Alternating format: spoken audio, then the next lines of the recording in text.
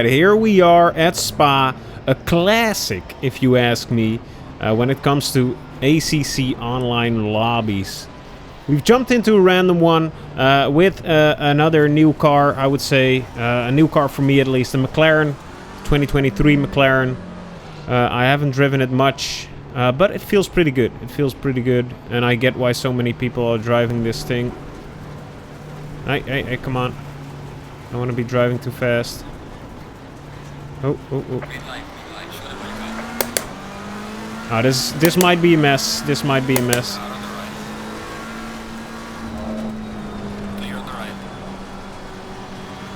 Oh, jeez.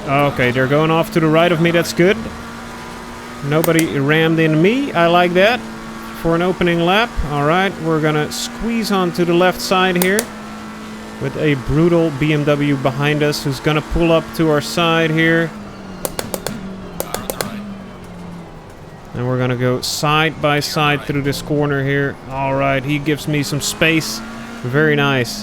So one thing I've tried to do during the qualifying of this race is watch my tire temps or tire pressures.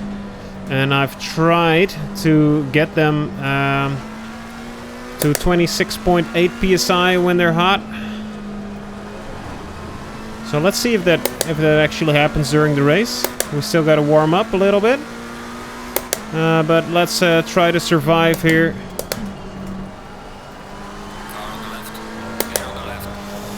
Landing this Porsche through because I'm a bit of a scaredy cat, but hey, what are you gonna do?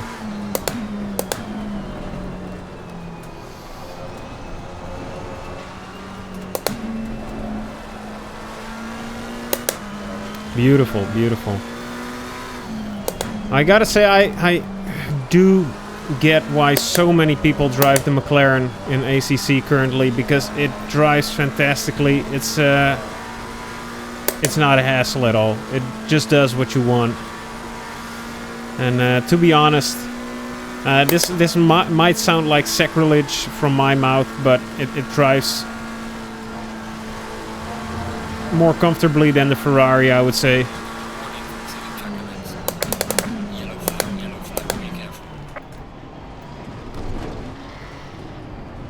Alright, these guys... Oh, jeez. Oh, jeez. Okay, that's good. That's good for us, I suppose. I don't know what happened there. Yeah, some dive bombs here and there. Oh, jeez Louise. Okay. Very nice. I don't think we were rammed too harshly. Although the car feels a bit wonky. Yeah, frick it, I'm gonna back out of this brutality. I don't want to get scuffed. And this is the classic taste of a spa lobby in ACC. A random lobby where you just get dive bombed out of nowhere. And that's why we're all here, aren't we? Alright, we've got a slow car here somewhere. So might be another accident. And people will just gas it through. It's no problem. They're getting a little bit argy-bargy with it here as well. I think that's the correct term. I've heard it in the last week a lot of the time. I think I heard it first from Jarno Opmeer. That people or cars are getting a little argy-bargy. But then yesterday I was watching some highlights from the Qatar WEC event. And the commentators also said, oh, they're doing some argy-bargy stuff. Or something like that. And I thought, wow. I didn't know this was a racing term, getting argy-bargy with it, or whatever the heck it means. I guess it means that people are getting rowdy and they're scuffling about. They're getting in in some type of fisticuffs, but with cars. I hope that's not my second track warning here. Track limits, yes, no time gained. I could say that. And now that I'm more used to this field of view, it's feeling great as well. I feel like I can race better. Let's see if we can Okay, we really gotta watch out with that, because last time I was at Spa, we've got some type of stuff with those track limits as well. We don't want to repeat that.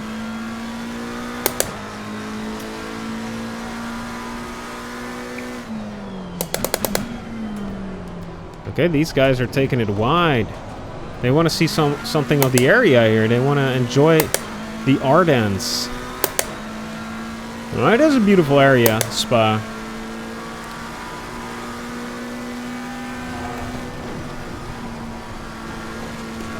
That's not gonna give us a track limit warning. But it is gonna slow us down just a little bit here. 227. Oh yeah, we got turned around, of course. Jeez Louise.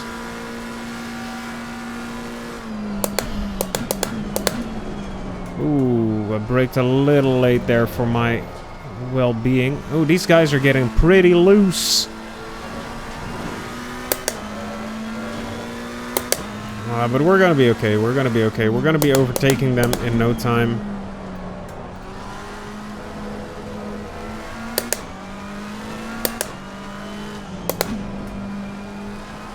Alright. So today I've been studying a ton again. I think I've done about 5 hours of studying. And when this video is rendering later on, I'll be doing some studying once again. I've been learning about clauses in English syntax. I know very little about grammatical stuff in English, so that's all new to me. But today I've practiced with complex sentences, simple sentences, and compound sentences, which means I'll teach you guys as well. Maybe if I remember correctly. So a simple sentence is practically that it means that there's one main clause that's independent, which means you can say something like PowerQ is driving the McLaren at Spa. Ooh, we've got a little bit of a sneaky bugger here who loves to do some dive bombing, but he came out of nowhere, so he's probably faster than me. But yeah, so PowerQ is driving the McLaren at Spa. That's a simple sentence. I am the subject in that sentence, and the driving is the predicator, is the action that's happening, and the car is, of course, our object, because I'm driving the car. Oh, let that not be a track limit warning, please. But that's a simple sentence. That's easy. One subject, one predicator. Can be more, I think, but there's one thing happening, and it's independent. Okay, this guy, he really pushed me out of here. Oh, jeez. Oh, jeez. And then let's go on to compound sentences. Compound sentences are two independent clauses, so actually two smaller sentences which are joined by coordinating conjunctions, and those are a couple of words. So the acronym fanboys reminds me which are the coordinating conjunctions. So we start with the F, which stands for for. I'll just name them: for, and, nor, but, or, yet, and so. And then you got all the fanboys. So those are the coordinating conjunctions. And let me use them in a sentence for you. Because if you got the main clause, PowerQ is driving the car at Spa, and he's driving the car badly. You've got two independent clauses. He's driving the car badly, and he's driving the car at Spa. Oh, I gotta reel it in a little bit. So then you got actually two smaller sentences which are joined together with the word and. They can exist independently of each other. So then you got that makes a compound sentence. So when you've got a sentence that holds two independent clauses, if that makes sense. If it does not, leave a comment. I'll explain it more to you in the comments down below. So, the third sentence type I've learned is a complex sentence, which has a main clause. Every sentence needs a main clause. Jeez Louise, there was a... That's not a parking lot. So each sentence needs a main clause, but a complex sentence also has a dependent clause or a subordinate clause. So...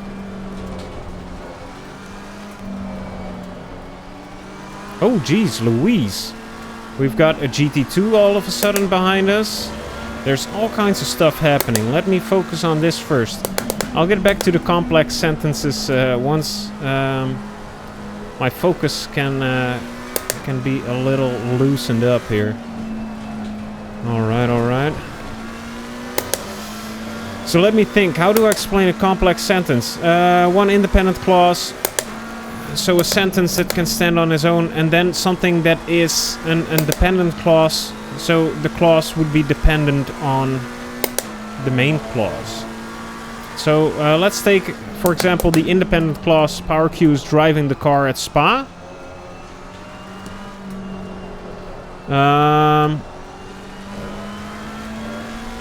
Which he does badly. Then which he does badly is a subordinate clause. Because you can't say just out of nowhere which he does badly. You know, that cannot exist on its own. Shucks! Those track limits, man. These marshals, they're focusing on a brother like me. It's unfair. Just for me, because I'm teaching you guys English, they don't want me to succeed in racing as well.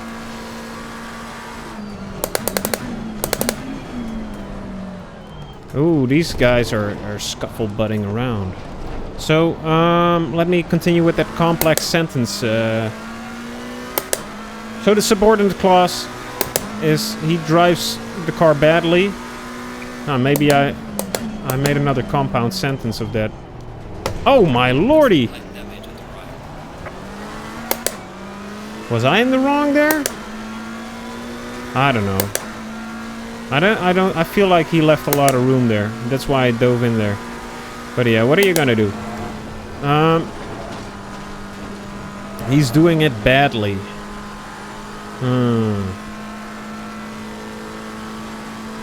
Now I'm kind of lost for words. I can't really think of a good example of a complex sentence here. I might have... Ooh, I'm thinking too much about English. Oh, jeez. Oh, come on, buddy. Keep the car on the road here. My left rear tire is at temperature, so I kind of like that. But, so yeah, a complex sentence is one sentence that can stand on its own, and with it, it's a sentence that cannot stand on its own. And I think PowerQ is driving the car at Spa. Not doing very well. Oh, please don't let that be another track limit warning. Oh, baby. And that might be a complex sentence. All these guys, they're braking way later than me, I feel like. Maybe that's because I'm not very used to this McLaren yet. I know I can drive like 221s at Spa, and I'm not doing that at all. Maybe it's... let off the gas to not get a track warning. Oh lord, this guy, I saw him just coming over. Oh, and he's bugging out as well. So yeah, maybe next time I explain complex sentences better when I've definitely learned them for real. Oh, he's blue flagged as well. I didn't even know that. We're not doing that well in this race, but we've got bumped a couple of times. Let's keep our head down. Let's try to talk a little less here and see if we can actually... Oh, jeez Louise, please. Oh, my lord. That could have ended very, very badly.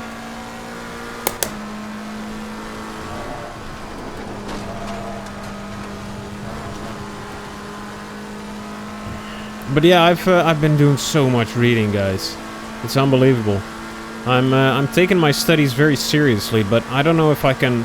I don't think I have enough time in the world to do all the reading. I'm not that fast of a reader, so oh man, I think I had to read like 3 chapters of the basics of teaching book. It's called like the handbook for teachers, but in Dutch. I had to read a lot from there. I need to read freaking poetry as well and need to decipher it. So I've learned about iambic tetrameters, and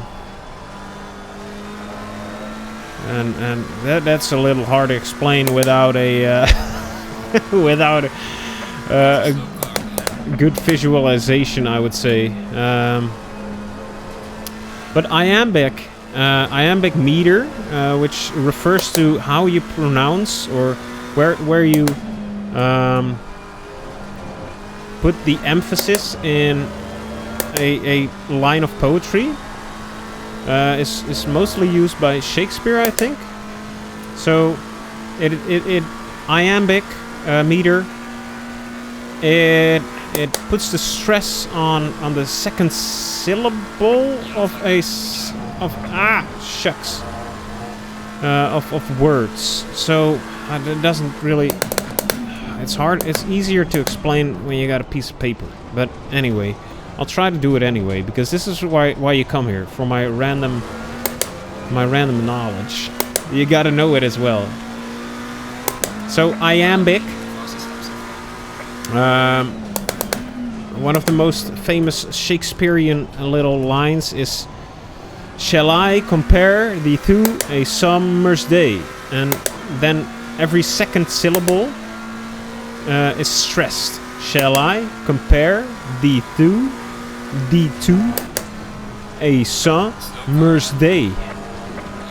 And it's not, when you say it, when you recite the poem, it's not gonna be that stressed, of course, then it would be very ugly. So you would say it more like, "Shall I compare thee to a summer's day?" Or something like that. But I've been learning about poetry and stuff. I don't want to say it's the most interesting thing, but it is interesting. I never really understood poetry, and learning about like how to read those lines is helpful to make sense of it, because sometimes in the past I didn't look at poems often, but then you read a poem and you were like, what the heck is this, man? Just write what you mean. And by being a little knowledgeable on how to pronounce the poem, at least, which I think is still not a very great and accessible thing, if you first need a degree in English before you can read poems, but maybe that was different back in the day when poetry went wild. But anyway, it is interesting to have kind of access to poems all of a sudden, now that I know how to read them. I don't know how to do it well, so because it's still my second week back in uni, I would say, but we're coming along. It's gonna be something someday. So yeah. Oh, there's 2 boys just hanging around. All of a sudden, in these last few laps, we've gained a ton of positions by just hanging around with the boys, learning English together. Yeah, baby. Ooh, I braked a little late there. But I just want to stress that my tire temps, or my tire pressures, are pretty okay. I'm kind of glad about that, you know? Alright, alright, alright. Let's go, boys. Oh, please don't let that be the last one. Please don't punish me. Oh, thank the Lord. I always feel like it's a bit of a guessing game there at Eau Rouge or Radion. Where the track limits exactly are, because you can put some wheels over that curb and not be not be out of track limits, but then put them too far and you're a goner, baby. And I hope you guys are enjoying my clicky, less clickiness of the shifters, thanks to NVIDIA's AI that filters them out, and hopefully doesn't ruin my voice in the process, because that's my greatest asset, my sweet and sultry voice. They call me the White Berry White. Nobody does. Nobody does. I'm sorry. I shouldn't start lying to you guys again. All the English stuff was true, by the way. I may not have the best grip on it yet, but I've tried my best to explain it. And I hope you guys learned something by that, or at least got a little curious to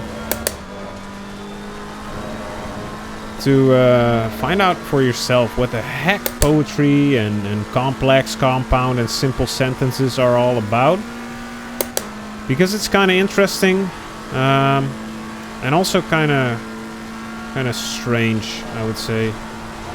But I guess that's if you really try to learn a second language, that's always going to be hard, you know. When I was in high school learning Dutch very intimately, it was hard as well. So yeah. Alright, that's it. We've done it. 9th position, I think. 10th position. Oh jeez. Oh jeez. At least I hope you had a good time watching, hanging out with the boys here.